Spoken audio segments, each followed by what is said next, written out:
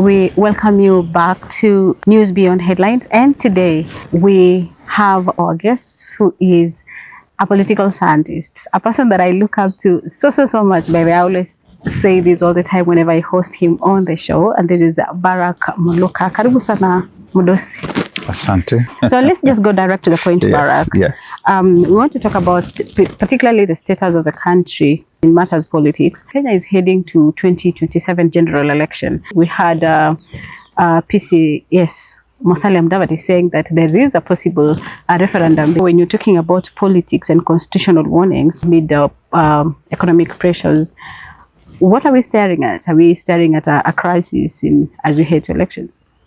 I think if we want to get it completely right in one phrase, we would talk about confused leadership.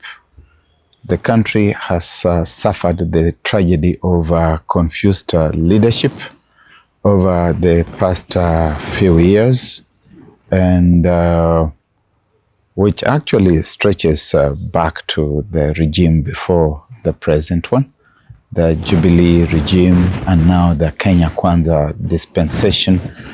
Confused leadership that does not recognize why it is there, leadership that seeks to be self-serving.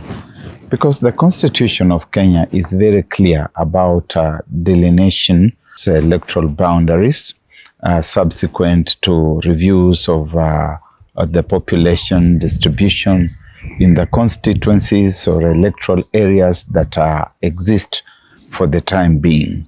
That it will be done every 10 years, and that at the very max 12 years it ought to be done, and that the review, if within 2 years of elections, it shall not apply to that particular election.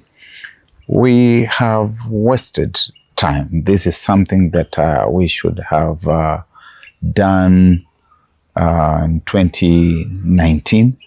We have come all the way up to where we are today, and it has become a crisis because of political bickering, because of poor political leadership, and its leadership which has been serving itself.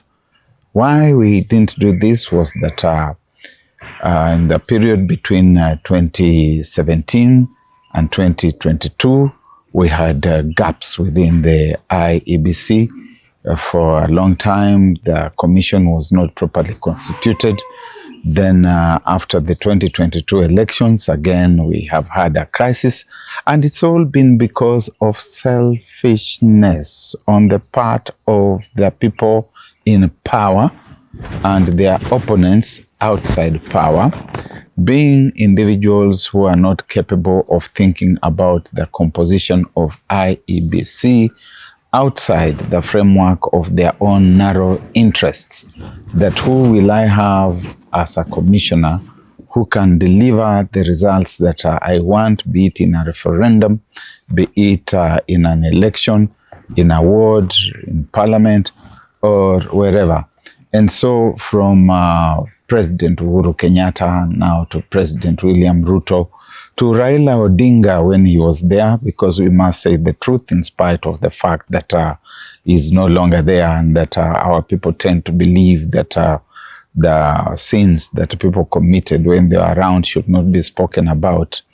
All these people are responsible for the crisis in which the country finds itself today. We're going to elections in 2027. Very soon we will be saying if we are going to elections next year, with the electoral areas the way they are defined today, we are actually in a breach of the Constitution. And those elections themselves start being open to question in terms of their legality, in terms of their faithfulness to the Constitution. So we are migrating from 2025 to 2027, riding on the cusp of a crisis, a constitutional crisis. And even in the midst of that crisis, you are going to witness a stonewalling that those who are in government are going to be looking at the whole scenario from the perspective of how it does or does not favor them. And those in the opposition will also be looking at it from the vantage of how does it augur for me personally. And it's a tragedy of monumental proportions that are such as the people we have in the cadres of leadership in Kenya today. Who is to blame here? Is it the government itself, the executive? Is it the judiciary or IEBC? I think or parliament? I have been very clear that it is the national executive and their adversaries in the political opposition. Why did we not have the IEBC properly constituted? IEBC should have been properly constituted if the elections in 2022 had been held in line with the Constitution, in faithfulness to the Constitution. But you had one side with its commissioners in the commission and another side with the commissioners in the commission. In the end, they left, some because their tenure ended, others because they were disgraced and they had to leave. And they didn't leave because, like the ones who are called the OPEC 4, they did not leave because they had finished their tenure. They left because of their partisan interests and partisan performance. Then even the ones who survived had their own leanings within the political space. And so you have the executive that is trying to drive all the institutions and entities in the country, and therefore derailing the constitution and constitutional processes, the executive squarely. And if you want us to name them, we can name them, the people who have been in charge of the executive space and those who have been the pillars in the opposition space. Their names are well known. They are the persons responsible for this crisis that we have in the country, because this is a crisis. We must recognize it for what it is. It's a constitutional crisis created by William Ruto, by Raila Odinga, by Uhuru Kenyatta. They are the people to bear the responsibility. And it's been because of selfishness. Now we're talking about referendum. If at all 2027 elections are carried out, so what will happen? The elections can be carried out within the usual framework of impunity, because we don't respect the law. If we were people who respect the law, Uhuru Kenyatta had the best opportunity to teach this country the importance of respecting the law. When Chief Justice David Maraga advised him to dissolve Parliament over the question of the 2/3 gender rule, if Uhuru Kenyatta had exercised the constitutional mandate bestowed upon the office of president to dissolve Parliament that year, people in this country would have learned the importance of fidelity to the law. But that does not obtain. We are most likely going to go to an election that is going to be done within the framework of impunity. We will go on anyway. Ruto says, let's go on. Koiti Mtata and others will go to court. And the courts could actually nullify the whole electoral process for being unconstitutional. And then, of course, you'll hear William Ruto talking about, oh, you're not taking into account the interests of the nation, that the laws do not operate in a vacuum. Where have they been to pay attention to the greater national interest and to patriotism when the ball was squarely within their docket? that they should have done that which they should have done, that they should have forgotten about their partisan, selfish, individual interests and allowed the IEBC to be constituted? Where were those who were delaying the process through the court system? Where were those in the executive who should have seen what those who were taking us through the courts were talking? We are like a choir without a proper choir master who can harmonize the sounds within that choir into a good melodious rhythm that we then call music. So there's noise here in the opposition, there's noise there in government, and within the two spaces, national interest suffers. What are the political risks of holding a referendum? The most significant risks are, in fact, legal risks rather than political risks. Legal risks that are we going to have a referendum that itself follows the law? We saw that in the past, President Uhuru and Raila Odinga, God rest his soul in eternal peace, attempted to drag the country through a constitutional referendum that elected flawed processes, and 3 times the courts threw them out. So what has been started by Musalia Mudavadi, or through Musalia Mudavadi, is itself an executive process that they hopefully will not repeat the mistake that was made during the BBI, that they can canalize it through Parliament under Article 256 of the Constitution, and let Kenyans decide. Politically, the risks would be that we are going to continue haggling and continue berating each other and making a lot of noise, and so we do not even get the process started. Already there were people in court. We are not so sure to what extent their presence in court is within the drivers of the energy of fidelity to the law, and to what extent it's about politics.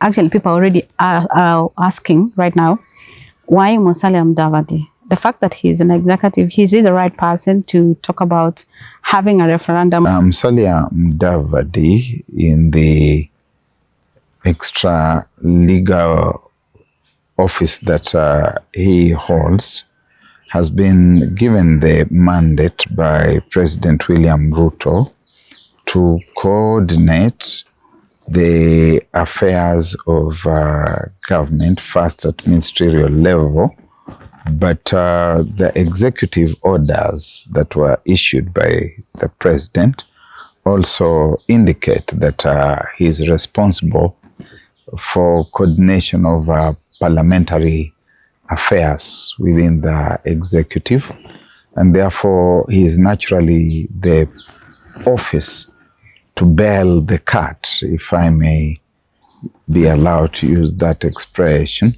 The Prime Cabinet Secretary is correctly the individual to bail this cat. The question that arises is why they did not think about this earlier. Sure. When there was still time. They would have sorted out the matters at hand without the need for a referendum. But I think hidden within that whole referendum effort are other political interests, like the offices they want to create.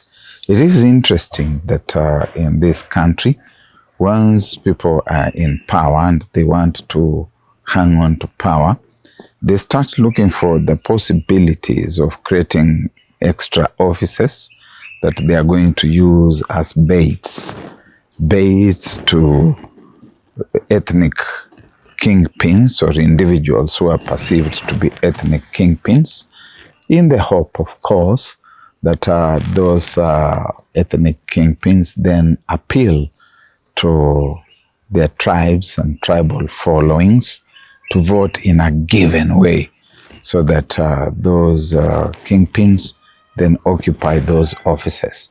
Like this one, which they are saying should coincide with the 2027 election, then naturally creates offices like Office of Prime Minister, Office of Deputy Prime Minister, the various deputy presidents. And therefore, as you are electing the people who are on the ballot papers, you are also saying yes to a constitutional referendum. And when the results of the constitutional referendum are announced and they coincide with the election of president, then the president now has got some extra offices that have been created during that election through the referendum that has gone on parallel with the election. And so with these extra offices, the president is now able to appoint some senior tribal fellows into those offices. And so the whole thing is a ruse. What they want to do is to say, because there's a referendum, there's going to be prime minister, we are announcing in advance that the prime minister will be Barrack Muluka of Emmanudia. And so all the Emmanudians are supposed now to vote for President William Ruto because their son Barrack is going to become prime minister. Never mind that the people don't see any value out of those offices. Musalia Mudavadi has been a de facto prime minister for 3 years. The fourth one is going. What have the Luhya people got out of that? Moses Wetangula has been Speaker of the National Assembly for 3 years. Fourth one going. What have the Bukusu people, let's leave alone the rest of the Luhya people, what have they got out of that? Amason Kingi has been Speaker of the Senate. Kilifi remains as poor as ever. The people of Kilifi are as hungry as they ever were. Perhaps they are even a little poorer. You have all these people in the cabinet. I came here, my brother Paranya here is a minister in the Ruto government. Never mind that he had vowed never to take up any such appointment. What have the people of Emabode here enjoyed out of that? The people of Emmanudia here, what are they getting out of it? So these ruses are basically serving the interests of the executive and especially of the person who is the national CEO, the president. So the referendum issue coming up right now, it's just political. Precisely. Is Kenya currently being governed politically, constitutionally, or tactically for 2027, in your view? All governance by the executive throughout the world and throughout history is political, because those who govern are politicians, and they are different, of course, models of political systems. Ours here purports to follow the path of liberal democracy. And in liberal democracy, the one most critical thing is the consent of the governed. And when we start talking about the consent of the governed, we find the intersection between politics and the law. And of course, you introduced a third dimension of tact, and you're saying tact towards a specific goal, the goal being the 2027 election. in both the present moment that this particular team governs and in the future, the consent of the governed is critical as a legal component, and the consent of the governed expresses itself at the ballot box. That is where the people say we want to be governed according to the agenda that has been specified by Team A or Team B, and therefore we are going to vote for them. But how are we governing ourselves towards the process that defines itself as the moment of the giving of the consent by the governed? We have got to look at the youth and ask ourselves, are we preparing them to grant or deny their consent? Are we registering them as nationals of this country beyond their birth certificates? Are we giving them national identification cards? Are we giving them the Kenyan passport? Are we preparing to register them as voters? Are we registering them in the continuous voter registration processes? Is there balance of distribution in the voter registration exercise, or is it skewed? Do we have the activity going on more consciously and more intentionally in certain parts of the country, those that seem to favor the incumbent? Because that is governance. Governance, even preparing the citizens to express themselves towards engaging in a social contract with the people who are going to govern. If we are already suppressing numbers in some parts of the country, then the election is already being pre-rigged. It's already going to favor certain people. If we are opening up the borders, the national boundaries, so that some foreigners can flow into areas of the country that are believed to be amenable to voting for the incumbent. We say that now we are removing the restrictions in vetting of people from a certain region who want to become Kenyan nationals. Then we are already pre-rigging the election. If we are telling some people who have lived in the country for so many years as a community, but without being recognized as one of the Kenyan communities, that now you are Kenyans, you can now, so that they vote for you, then the election is already being pre-rigged. And so the country is being governed pejoratively. It's being governed badly with regard to preparation for the elections. Unfortunately, the current government, more than any other government in the country's 62 years, has been focused on just that, elections, second term, from day one.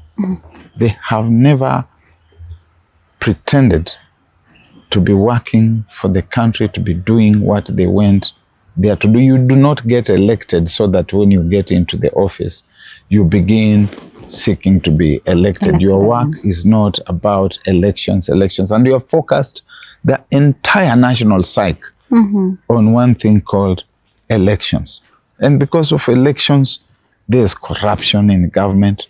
People are busy stealing to stockpile, to build war chests that even the plan that you had, that you said we have got 5 pillars, that we're going to be dealing with agriculture, with the healthcare, with the ICT, with, I don't know, SMEs and the Hustler Fund and bottom up, they have been forgotten. They've been replaced with something called empowerment, that now people gallivant across the country, dishing out money, treating voters or something called empowerment, but the objective is the election. Very unfortunate. Talking of elections, yesterday, Musalia Mudavadi, during the Maragoli cultural event, he talked of Malava, saying that now that the people of Malava decided to elect a person or a candidate from the government side, then that means that Western region is not playground for the naysayers and the other side. What is your take on this? They cannot come to Malava, rig an election the way they did, and then go around boasting and calling people noisemakers. The Malava election was rigged. What is rigging an election? When you have someone like Farouk Kibet coming to camp in Malava, from the day he hears that Injend Malulu has died, he arrives even before the man is buried, does not even have the common decency to wait for the person to go under the ground, to start dishing out money to people, persuading them to vote in a certain way. That is rigging an election. It is stealing an election. And they all camped there. We had members of parliament in that place. Entire Kakamega County members of parliament with sacks and sacks upon sacks of money, treating voters. What is there to be so proud of out of that kind of flawed process? Why not allow the people to decide out of free will? We had arsonists, people burning other people's cars. We had the police clobbering the opposition, disrupting meetings in Malava. We had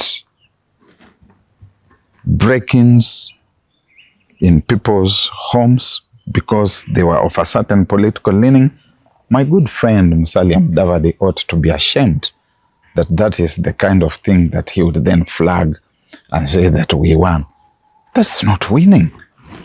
That is rigging, that is stealing, that is intimidation, that is not liberal democracy, that is not the consent of the governed.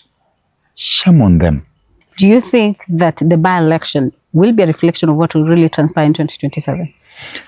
In the sense that Kenya Kwanza will want to bribe voters, yes, it is a reflection. In the sense that they will want to disrupt the meetings of the opposition, it's a reflection. In the sense that they will want to engage in violence, it is a reflection of what they're planning for 2027. In terms of mobilization of MPs, no, it is not a reflection of what will happen in 2027. This time they had idle capacity across the 12 constituencies in Kakamega County, and so they were able to mobilize them. They had that idle capacity at the coast. They had idle capacity in all the constituencies in the country, and so they could mobilize the system's MPs with money to go out. Even the money itself, they will not have the hundreds of millions that they have had to pour in Magarini and to pour in Malava and in other places, to pour in Kisa East here. Kisa East is the next ward. Yeah, but the opposition took that one. Yeah, but we are talking about the behavior and the money that was poured there. So opposition won despite all the monies that were poured there. Yeah, that's an indication that there's going to be defiance of that money. But you know, here in Kisa, we are very firm people when it comes to uprightness. We have a very upright people, and I believe that other Luya people can borrow a leaf from us. And also from, is it Kabuchai? Yes, and Kabuchai, you saw the same. But, and this Musalia Mudavadi knows, and President William Ruto knows, that they sat down, they discussed, and they agreed that by hook or crook, they were going to take Malava. They said, Kwamba, let us take it. Whatever it takes to take it, we can deal with the consequences through the courts, but it must be taken. So it was taken in that fashion. 2027 is going to be a different ballgame. Okay. So last question on referendum. I think it just come on my mind now that you say that probably having a referendum on 2027, of course, the same time we'll be having the general election. Then this actually would be overwhelming also to the voters, because now you have to vote in more than the usual times. But also, what do you think? Should it come then earlier? Should it be held earlier, the referendum? I don't think we need a referendum. We are just causing more confusion and more weight on an overwhelmed and tired electorate. We must midwife the process differently, because it's a proposed referendum on an already flawed thing. We need a national conversation on this to find out the best way to treat this mischief that has arisen out of, in my view, the doing of 3 individuals, one who is no longer with us, 2 who remain, but one who has retired, and a third one who is in power today. How do we process ourselves through that? Because the Constitution never anticipated this kind of crisis. However, it is in our hands. And so a sober conversation between the executive and the political opposition and the Kenyans at large is of the essence. But we cannot have a referendum that is addressing an agenda that has been cobbled up by a partisan team in the national executive, seeking basically to expand the spaces that exist in the executive for its own political ends, pretending to be curing the question of electoral boundaries. Perhaps the judiciary comes in there. We need to seek judicial reference. And if the judiciary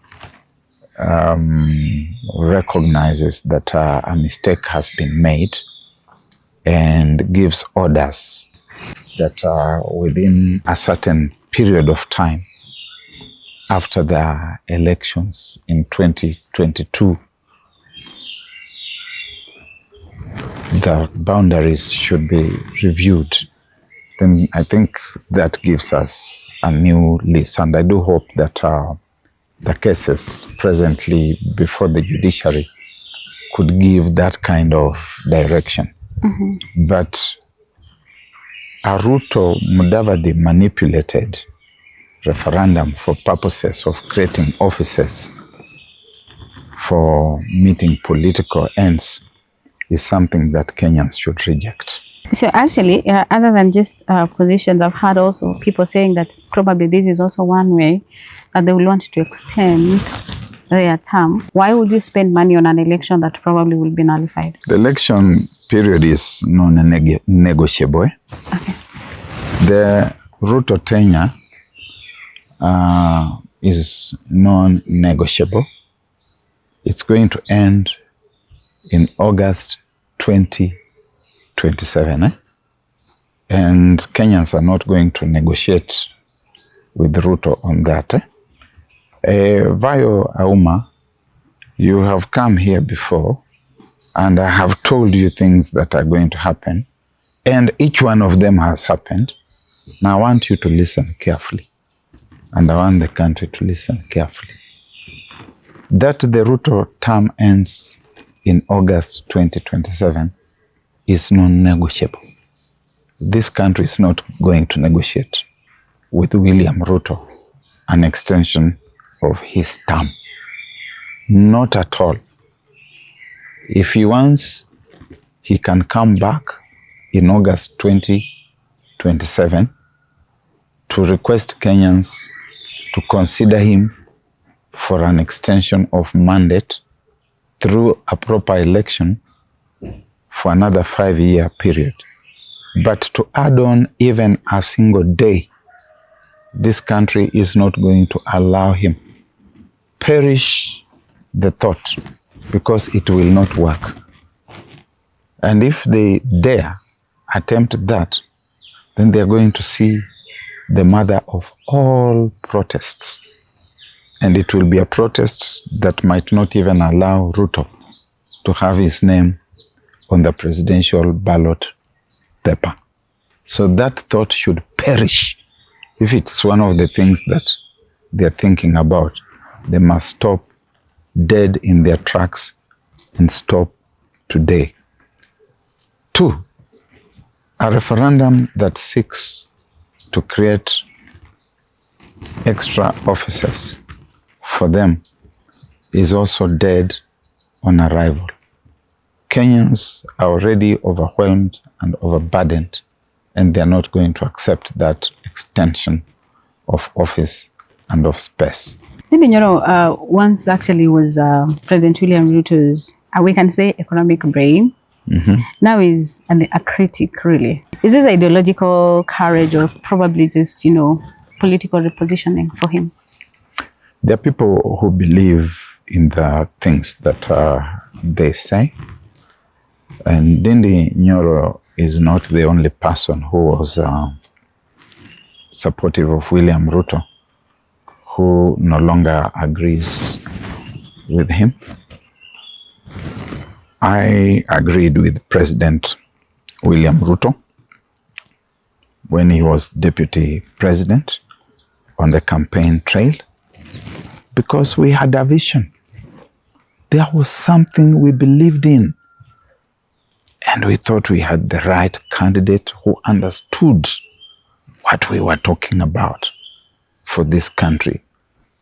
The bottom-up economic development agenda is something that has respected scholars throughout the historical debates of modes and models of development have positioned.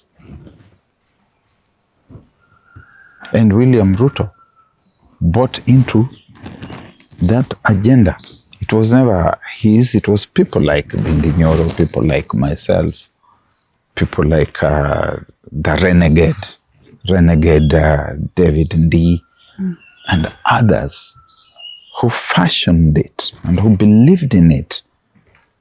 But when he arrived, he became the tortoise. He became the tortoise that told the other birds, the birds at a party in the skies, that all this is mine. Hii ni yangu, and he forgot what the visit was about. And so Ndindi Nyoro, when you listen to him, he's still where he was, ideologically.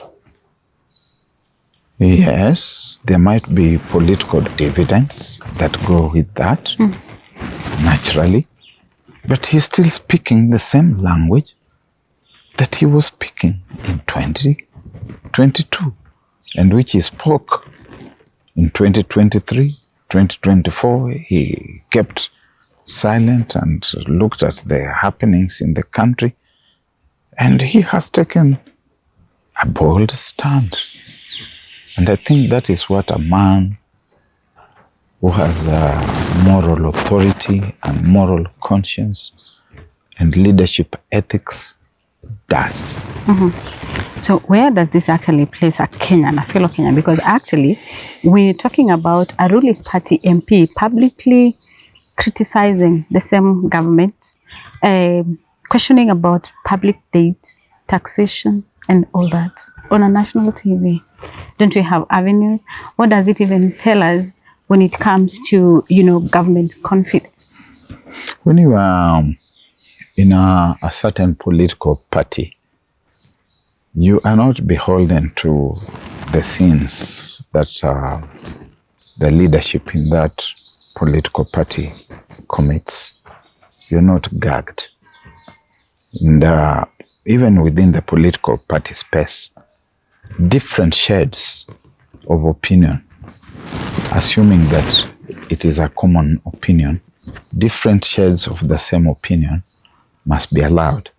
But even total divergence of opinion is allowed. We have had a number of times in recent times in the United States of America, the Democrat members of Congress rescuing President Donald Trump's government from shutdown. And there are times when it has actually shut down for a number of days, only for the requisite numbers of Democrats to vote with the Republicans to give it a fresh lease of life. In certain single-party environments, divergence of opinion is allowed. Here in a party like ODM, we are seeing people pulling in different directions, and they should be allowed without being threatened, being told tutakufukuza, atuwe utatoka kwa chama. Hapana. So that is healthy. So does that really strengthen governance in the party, or, it actually weakens the pillars of institutions must be tested. Like we have seen the pillars of the Kenyan constitution being shaken and being tested by opportunistic politicians. The pillars of a political party should also be tested. You have parties that call themselves alliances or coalitions without referring to any specific one. You may find a party says a Patriotic Reform Party, or it might say something like People's Social Congress.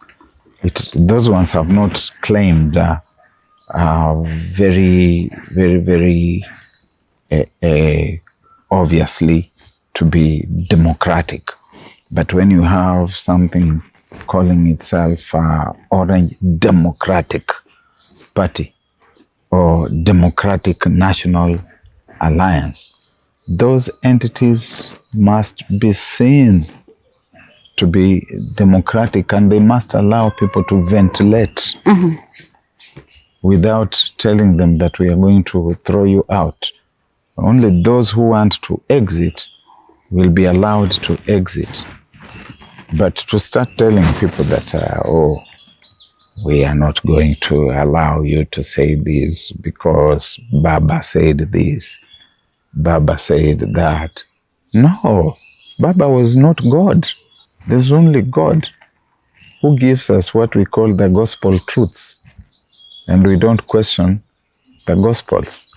If we have any personal doubts about any chapters and verses in the gospels, we keep quiet about them, because God has given us the gospel truth. But the rest of the human beings, the mortal beings, are subject to being questioned. There's a time I interviewed you and you talked about coming up with the propaganda, and especially when you're heading to general elections, most of the politicians come up with propagandas to sell. And the fact that you also touched on, you are close to President William Ruto when you're forming this government, there is this issue of dynasty versus hustlers. And then now later on, of course, it sailed through.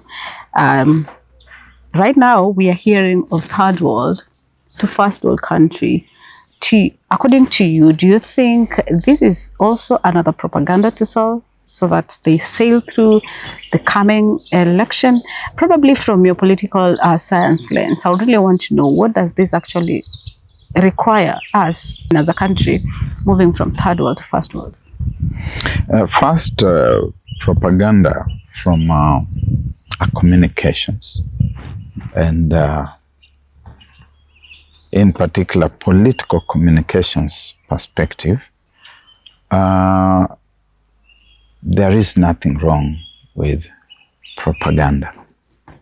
Propaganda is supposed to be organized information that is propagated, that is passed on to people who want for purposes of promoting a certain cause. So traditionally, we speak of political party propaganda. Ile info yenu vile mmeipanga ya kushawishi watu wawapigie kura. But there is also something that, for want of better terminology, because of its racist undertones, has been called dark propaganda, where you go around maybe besmirching people or spreading some terrible rumors. You may say this one is a cannibal, is eating people, and so on and so forth.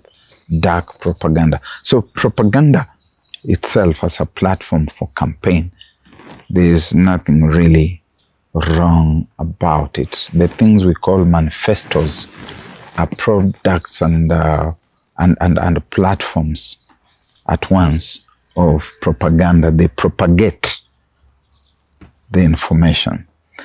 But this thing about a first world, moving from the third world to the first world, first, the concept from a purely political science perspective has been completely gotten wrong, because those who came up with it in the 50s, including my good friend Walter Lippmann and other scholars in politics and communications, were basically talking about ideological orientation. That at that time there was conflict of an ideological nature, political economy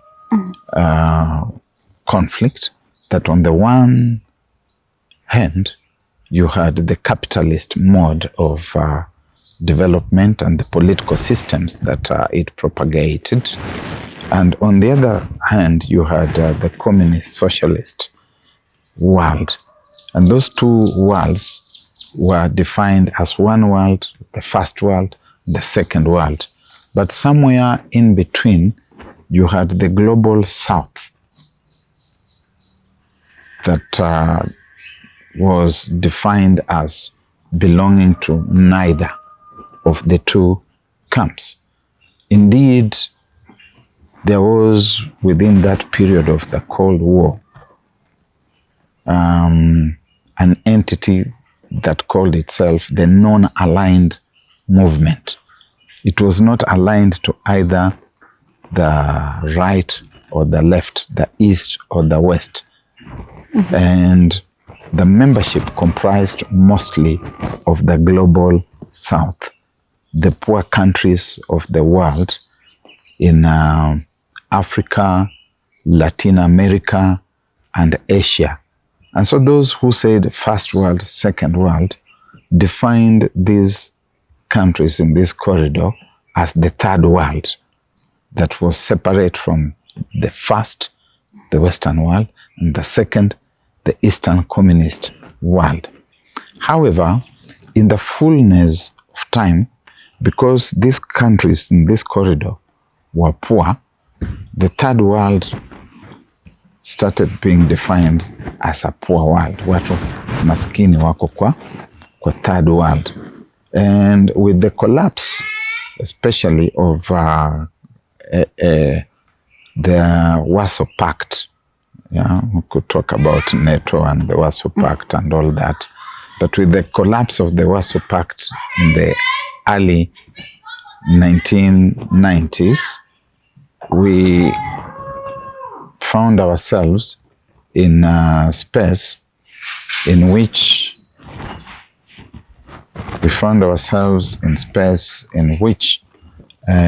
now the poor countries of the world start aspiring to become rich, to raise the standards of living, to become like those ones of Europe and America and so on and so forth. Now this is a good, noble dream that we would want. We want to live well. I certainly would like to live within those first world standards. But the first world is not just about roads. It's not just about hospitals, schools, infrastructure. The first world is about a way of living, a way of doing things. The things which we do here that are culturally shocking to visitors in this country, on this continent. You find a continent where you have cattle, goats, mkokoteni, sheep, motorcyclists, matatus, tuk-tukus, all occupying space on the road at Luanda Market here, at Manyudia Market here, at Kusavatia. Yeah? You have the motorbikes that do not respect the traffic code, and if they hit you, they all come and gang up on you and they want to eat you alive. Never mind that they are in the wrong space and that the man on the bike was actually wrong. That there are people riding on bikes without helmets, that you have got burst sewers in the streets. Look, it's effortless to make the kinds of changes that are required. The first world is a way of thinking, that we are thinking about stealing exams. That a man who steals money and comes to this village and distributes it around to people gets elected. They don't do that in the first world that Ruto is talking about. How can Ruto send Farouk to Malawa with bags and bags and lorries of money to treat voters so that they elect David Ndakwa, and Mudavadi brags about it in Vihiga, and you say that you want to take us to the first world? Where does it happen like that in the first world? That you will come and clobber people in Kabuchai because they are supporting a certain independent candidate against Moses Wetangula's for the Kenya candidate, and you go scot-free with that. Where in the first world do such things happen? Where in the first world do you go to church with bags of money to bribe the church minister, and the church minister is greeting you with a supported hand? Those are the basic fundamentals that we must deal with before the first world can begin happening. That we've got to go to the schools and teach and reteach ourselves. So this is hopeless propaganda. Having explained the meaning of propaganda, it is hopeless propaganda that is going nowhere. So is Kenya's problem lack of ideas, a lack of discipline, or lack of political will? The ideas we have, if you are listening to me carefully here, you can see that we have ideas, and I'm Kenyan, and I've listened to you, and I've seen that you have ideas, and you are Kenyan, and we listen to other people. The Kenyans who have ideas either do not want to go into the political space to become leaders, or the political space cannot stomach them. If you come here, Kakamega here, for example, county that has been badly run, it's being badly run, and you say you want to become governor, and you tell the people of Kakamega how you are going to transform their lives. Look at this Kakamega here. Look at those of avocados there, which are growing on their own. Nobody planted them. Look at these locusts, which are just growing on their own. And when they have produced fruit, think of doing an orchard, making this entire Kakamega, Bungoma, Busia, all the way to Mount Elgon, all the way to Siaya, all the way to Bomet. You can make a big orchard here and have wineries like you have never seen in Africa, distilleries like the ones you find in Alsace and Lorraine in France, the ones in Spain, in the Pyrenees, the ones in Italy and in South Africa, and keep people here busy producing wealth and money for themselves. If you go out there to start talking to people about such ideas, they will say, hey, hear what this one now is also telling us. So the ideas are there, and the people with ideas don't go out to seek to be elected. And those who get elected don't want to work with the people who have got ideas. So the bottom line is that the problem is political. You have ideas. Why are you not seeking an elective seat? I don't have the time and money to go and wrestle with people out there. I package my ideas in the political party and ventilate at that theoretical level. Those who can buy those ideas can buy them and seek election. But I don't have the capacity and the willpower to burden myself with a recalcitrant electorate. Which one decision today could fundamentally change Kenya's development trajectory? One decision would be Ruto to step down from office, because he has taken the country completely the wrong way. It is the way of thinking that government is about self-enrichment through primitive accumulation of wealth. And it is primitive accumulation within the social science context, that you are accumulating all these things that you should be using to develop the country. So the one decision is, if we just wake up one day and we hear that President William Ruto has stepped down from power and he has decided that he's not going to occupy political space anymore, and that he himself and all the people in his government are going to do a Zakayo thing. And remember, Zakayo climbs down from the tree. And Zakayo shuka. Yeah, and he says, I'm going to refund tenfold. That would change Kenya. He should do a Zakayo. Okay. If you're grading President William Ruto today, economy, cost of living, jobs, governance, name it all. What score would you give him and why? None. None? I give him nothing. Like 0%.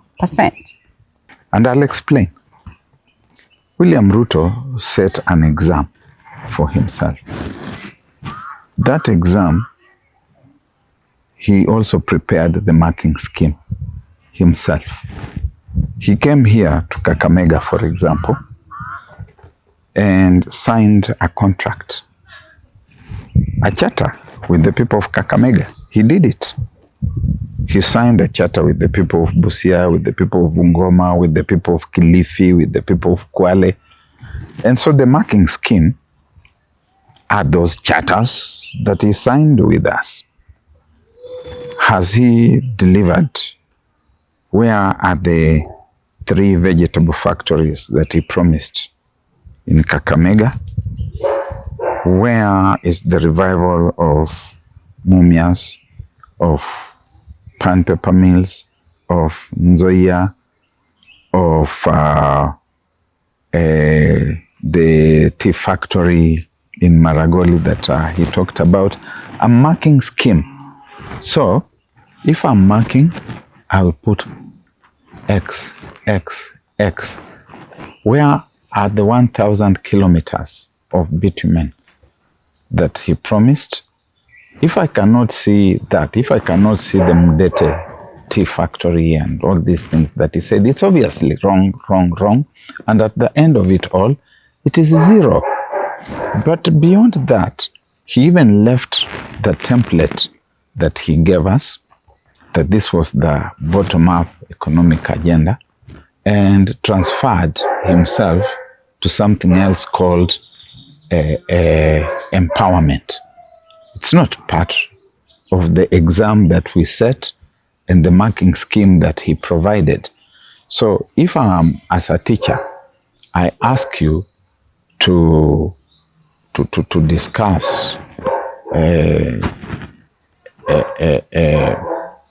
the dominant paradigm as articulated by Everett Rogers in political and economic development communications.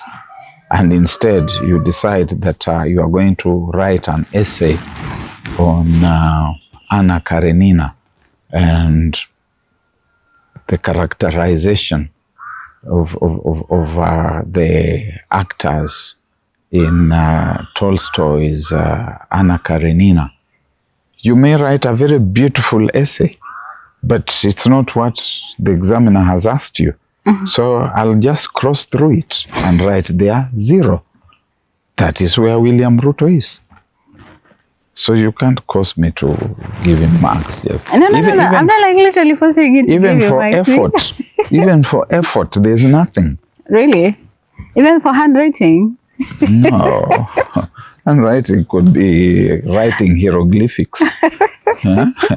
And they can't read hieroglyphics. Let me ask another question. What has President William Ruto done right that critics are actually deliberately ignoring? I cannot, in all honesty, think of anything that William Ruto has done right. Nothing. The closest you could come to suggesting that he did something was an attempt to promote sports. But even that is flawed. We are building stadia. There's hemorrhage of funds ending up in the wrong hands.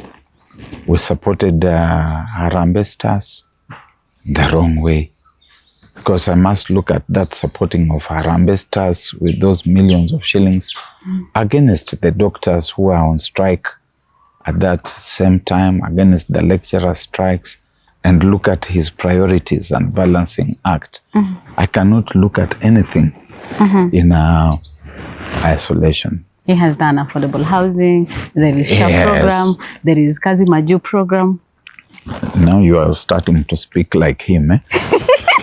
Those are some of the programs. No, you're speaking at him at a pace that does not want to allow people to No, please. to think and explain. When you look at affordable housing, whose houses are these?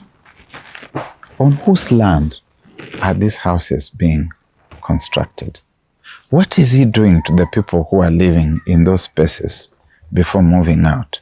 Whose money is he using to do that so-called affordable housing? Whose payslip is he raiding?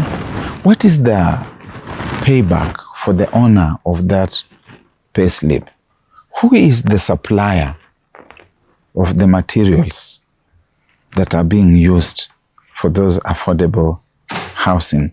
Who is the contractor? What are the terms? Who is paying that contractor? How much are they being paid to do this affordable housing? He says he has created employment. Yeah, you can create employment. I can instruct people and pay them to go and beat up fellows. I can, people have employed goons. They have created employment. So you must ask yourself what the ultimate value in these things is. You cannot just look at something in isolation and say, amefanya hivi, ati amecreate hii. SHA or SHIF, Social Insurance, Social Health Insurance Fund, SHIF, it has actually killed a lot of people. People who have gone to hospital, they are not able to get treatment because he disrupted a system that was working. I have nothing against President William Ruto, but I will not join in the lies that he has done well. He hasn't. Do you think that this government is actually listening to Wananchi's pain or explaining it away? It is a very deaf government that refuses to listen to anybody except the decibels of the national leader who speaks at a bombastic pace in one register that is permanently in the campaign mode. It doesn't listen at all. Doesn't listen to doctors, to teachers, to communications professionals, to anybody except to itself. And to itself meaning one individual. Barrack Muluka, if Kenya stays on its current path, what kind of country will be there by 2030? A failed state. And what should worry Kenyans the most right now? Failure. Failure. That we are becoming a failed state. A failed state is what happens when the government loses control of security, when the economy collapses, when we host militias like the Sudanese Rapid Response Forces, like when we use goons to try and manage protesters, when bribery and corruption becomes the order of the day, when the education system is in disarray. You are going to train teachers for 1 week and say, now we have prepared you for teaching year 10 onwards, high school teachers, when there's no harmony between the syllabuses in high school and the universities. We have no idea at the university what the entry requirements are going to be for the people who are going to be leaving senior secondary. When the healthcare system is in disarray, when the national leadership, the people in the executive, send their children to the Cambridge system and not the CBC system, when those same people who are in charge of our hospitals cannot be treated in our hospitals, they go abroad to be treated or to die there, then we are moving towards a failed state. And we are not very far from there. That is what should worry Kenyans most.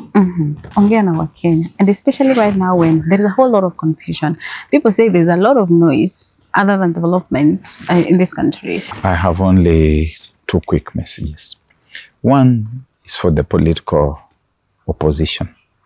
You are also a letdown.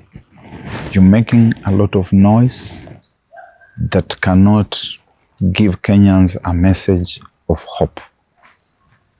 In the miasma in which Kenya Kwanza has left the Kenyan citizens, there is need for an opposition that frames a message that Kenyans can believe in. There's need for an opposition that gives the country rays of hope. So far, you are focused on internal competition and attrition that does not seem to promise the country anything apart from everyone saying, I'm the best, that I'm the most suitable, that I'm the one with the tribal numbers. We are not interested in that as Kenyans. Kenyans want to hear a message of hope from the political opposition. For the government, you have had more than enough time with your adventures and accumulation of wealth across the country. Give Kenyans a break. Propel the ship of state to a safe harbor in 2027 by doing the right things according to the law. And when you get there, please disembark. Thank you. So that is Barrack Muluka, having one-on-one with us today. And we hope that one of these Fridays will be able also to host him and share more about basically what is happening in the country. Till next time, kwaheri kwa sasa.